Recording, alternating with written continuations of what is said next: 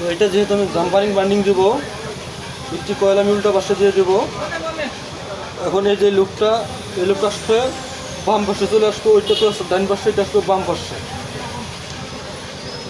নতুন যারা ইলেকট্রিশিয়ান ভাই তারা হয়তো বা অনেকে এই জিনিসগুলো বুঝতে পারেন না। তো 24 স্লট মোটর বা 20 স্লট মোটরের ভাগ কিভাবে ফেলাবেন।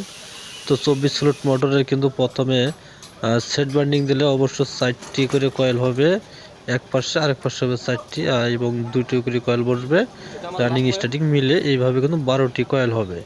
এটা সকলে মাথায় রাখবেন। আর যদি আপনি 4 সেট এবং 2 সেট দিয়ে বান্ডিং দেন তাহলে আপনাকে মাঝখানে গ্যাপ রাখতে হবে, 4টি গ্যাপ।